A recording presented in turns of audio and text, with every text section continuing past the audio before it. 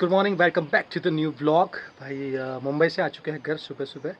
आज सुबह का जो शेड्यूल था वो थोड़ा सा स्किप हो गया। मतलब हम ब्रह्म मुहूर्त में तो उठे थे क्योंकि 4 बजे ट्रेन पहुंच रही थी अहमदाबाद। तो 4 बजे हम अहमदाबाद पहुँचे और अहमदाबाद से यहाँ घर आने में 2.5 घंटे लगता है। तो हम अभी जस्ट 7 बजे घर पे आए हैं, नहा धो के संध्या पूजा करके। अभी मेरा ट्यूशन है 8 बजे का, तो मैं रेडी होके आ चुका हूँ। तो अभी 2 घंटे का ट्यूशन है, फिर बाकी का जो भी पूजा का बाकी है कार्यक्रम वो सब बाद में करेंगे। तबीयत बहुत ख़राब थी भाई 2 दिन मुंबई में, पर अभी अच्छा लग रहा है। थोड़ी बहुत दवाई ली है। तो यहाँ पे बहुत बारिश हुई है भाई, ऐसा सुना है मैंने गाँव में। मुंबई में तो भाई बेशुमार बारिश, बट यहाँ पर भी 2 दिन से बारिश है तो अच्छा है। पानी वानी भर चुका है यहाँ पे भी। ये देखो भाई, सूरज देवता आज वैसे थोड़े बहुत बादलों के बीच में से हल्का हल्का दर्शन दे रहा है। भाई आते ही इतना सोया हूँ मैं आज कि 10 सवा 10 बजे मैं सोया था। ट्यूशन ख़त्म होने के बाद मैं 3 बजे उठा हूँ भाई। अभी बज रहे 3, अभी उठा हूँ मैं और अभी खाना खा रहा हूँ। अभी दाल राइस। 3 बजे इतना सोया हूँ मैं। बुखार का असर अभी भी हल्का सा है, मतलब 0.12%। बॉडी वो आलस भर जाता ना बॉडी में वैसा, तो इसलिए नींद बहुत आ रही है। शायद दवाई की वजह से भी नींद आ रही होगी। तो अभी खाना खा लेते हैं भाई, क्योंकि बॉडी में एनर्जी की 2 दिन कुछ खाया नहीं है इतना मैंने वहाँ पे। पहले दिन जाके थोड़ा बहुत खाया था वो, बाकी शादी में भी खाना नहीं खाया मैंने, कुछ भी नहीं खाया था शादी में। तो आज दाल भात खा लेते हैं भाई यहाँ। भाई तू गलत जगह पे निशाना लगा रहा है। शिकार तेरे पीछे है और तू आगे देख रहा है। पीछे देख, पीछे। अबे पीछे खड़ा है बड़ा शिकार, वहां आगे क्या कर रहा है? हे गाइस, आज मैंने इतना ज़्यादा ब्लॉग नहीं किया है क्योंकि मेरा शेड्यूल इतना ज़बरदस्त था आज सुबह का। तो ज़्यादा इतना कुछ आज ब्लॉग हुआ नहीं है भाई। तो मैं सोच रहा था कि भाई मेरे को स्किप तो करना नहीं है, तो क्या करूँ। तो मैं बहुत दिनों से कुछ सोच रहा था कि आपको एक किताब के बारे में बताओ।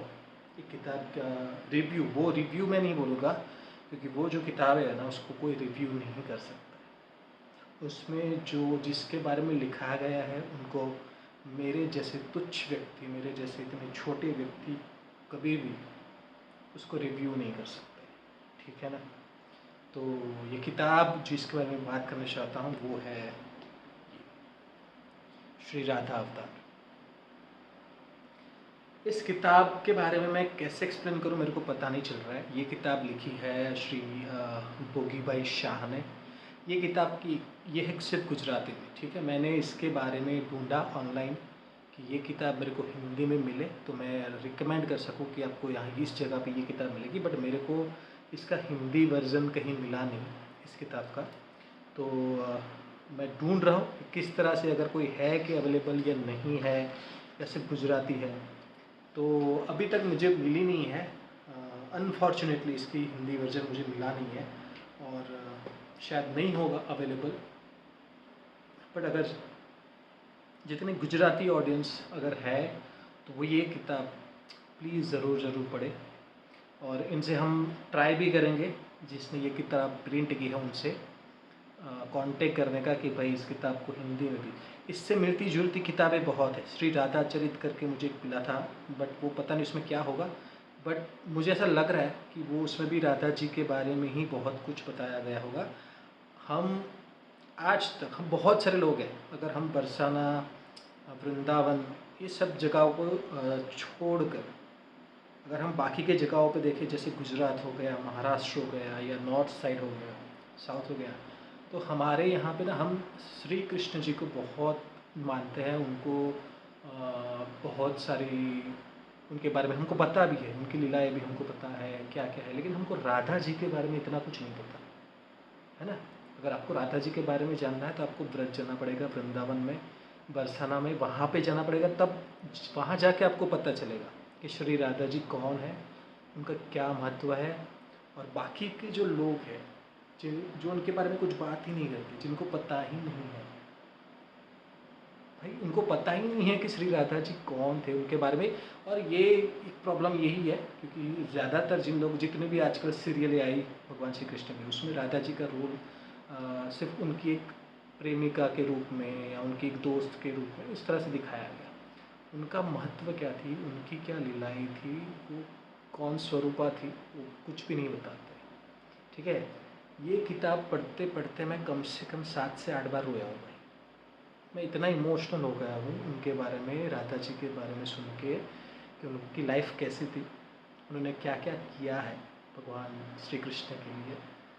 वो सब, वो बॉन्डिंग, वो रिलेशनशिप, कुछ भी आप जो भी सोचो, और इतना पवित्र रिश्ता था इन लोगों का कि भाई हम, पता नहीं, एक्सप्लेनेशन नहीं है मेरे पास कुछ भी, वो शब्द मेरे पास है ही नहीं। और इस किताब में भी इतना कुछ लिखा है, बट मैं वो भाव है, इनका जो रिश्ता है भगवान श्री कृष्ण का और राधा जी का, वो एक भाव है। और भाव किसी को समझाया नहीं जाता, भाव अपने आप फील करना पड़ता है। तो जब तक आप उनके बारे में पढ़ोगे नहीं सही से, सही जगह से नॉलेज नहीं लोगे, है ना। क्योंकि आजकल ऐसा हो रहा है कि हम लोग सनातन को बदनाम करने के लिए, हिंदू समाज को बदनाम करने के लिए भगवान श्री कृष्ण के बारे में क्या क्या बोला जाता है ना। 16,000 रानियाँ थी, ये थी, वो थी, है ना, राधा जी को छोड़ दिया, ऐसा कर दिया, वो कर दिया। भाई आप पढ़ोगे तो आपको पता चलेगा क्या कहानी क्या थी, स्टोरी क्या थी। और राधा जी कोई आम इंसान ही नहीं थी, ठीक है ना, वो साक्षात शक्ति स्वरूपा थी। तो जानिए, पढ़िए राधा जी के बारे में।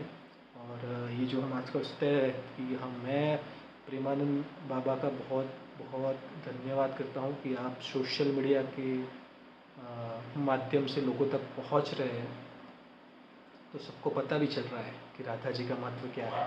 सच में बहुत ही ज़्यादा भावुक हो चुका था ये, जब मैंने ये पढ़ना शुरू किया। और ऐसे ऐसे प्रसंग इसमें हैं श्री राधा जी के और कृष्ण जी के, कि भाई आपका दिल भर जाता है, आपके आँखों में आंसू आ ही जाता है, इतना भाव जगता है ना आपके मन में। आई होप कि इसका एक हिंदी वर्जन मिल जाए तो इसका फ़ायदा सबको होगा। बट अगर नहीं है तो लेट्स सी, ट्राई करेंगे कि कुछ फ्यूचर में आ रहा है कि नहीं आ रहा है। बट ये किताब पढ़ना ज़रूर भाई, गुजराती ऑडियंस तो ज़रूर पढ़े क्योंकि अवेलेबल है।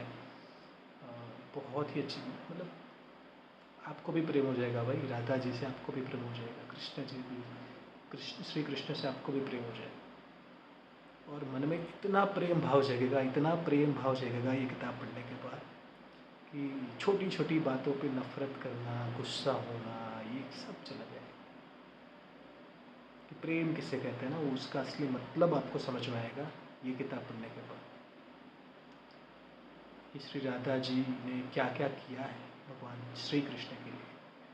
और श्री कृष्ण के लिए श्री राधा जी के अलावा उसके ऊपर कोई और है ही नहीं। वो क्यों नहीं है, वो आपको ये किताब पढ़ने के बाद पता चलेगा। तो मैं ज़्यादा कुछ नहीं बोलूँगा क्योंकि मैं एक्सप्लेन नहीं कर पाऊँगा कि इसमें क्या कैसे लिखा है। मैं सिर्फ इतना कहना चाहता हूँ कि मेरे मन में जो भाव जगह है ना ये किताब पढ़ने के बाद, मुझे कुछ चीज़ों पे, अपनी पर्सनल लाइफ में कुछ चीज़ों पे जो शक था वो भी चला गया है। और अगर आपको ये भी जानना है कि अगर आप किसी व्यक्ति से प्रेम करते हैं, सच मन से प्रेम करते हैं, अगर आपको डाउट है कि ये प्रेम है या नहीं, तो आप ज़रूर ये किताब पढ़ो भाई। आप ये किताब पढ़ो, आपको अपने जितने भी डाउट हैं सब क्लियर हो जाएंगे कि आप जिस व्यक्ति से इतना प्रेम करते हो, या कोई व्यक्ति आपसे इतना प्रेम करता है, क्या दिखावा कर रहा है या सच में प्रेम है। वो ये भाव जो आपके मन में जगेगा ना, उससे आपको सब क्लियर हो जाएगा कि नहीं यार। तो ये तो कृपा है। ये किताब मेरे पास आई है ना, ये मेरे पे श्री जी की, श्री कृष्ण भगवान जी की और राधिका जी की इतनी कृपा है कि मुझे ये किताब पढ़ने मिली है। सच में ये आशीर्वाद है, ये मैं अपने आप को बहुत लकी मानता हूँ कि मेरे पर भगवान की इतनी कृपा है, वरना ये किताब मेरे पास आती ही नहीं। मैंने ये किताब खरीदी भी नहीं है, ये आई है कहीं से। तो आप सोचो कि कितनी कृपा होगी मेरे पे कि जिसके पास आई है उसने अभी तक नहीं पढ़ी, बट मैंने पढ़ ली है। तो ये मुझसे प्यार करते थे, ये जो दोनों है ना, ये मुझसे प्यार करते हैं। तो इतनी कृपा है मुझ पर। तो प्लीज़ आप ये किताब पढ़ें। और अपना जीवन थोड़ा सा और धन्य करें। बाकी आज इतना कुछ है नहीं भाई, मुझे पसीना हो रहा है, इस बात की मुझे खुशी हो रही है क्योंकि 2 दिन भाई मैं ठंड में मर रहा हूँ। ऐसा मतलब इतना ठंड लगा है मुझे 2 दिन कि मैं पंखा भी, सब घर में बैठे रहते थे मेरी वजह से, मैं किसी को पंखा भी चालू करने नहीं देता था। तो अब मुझे पसीना हो रहा है, तो इस बात की मुझे खुशी हो रही है कि मुझे पसीना हो रहा है, मतलब बुखार वुखार नहीं है। ठीक है, तो सो गाइस, और आज के दिन में कुछ खास था नहीं, मैं पूरा दिन सोया हूँ और कल से वही फ्रेश मूड में लग जाएंगे वापस। कल से वही शेड्यूल वापस से फॉलो होगा, रूटीन। तो बहुत मज़ा आएगा भाई। और मिलते हैं आपको अगले व्लॉग में, तब तक के लिए हर हर महादेव।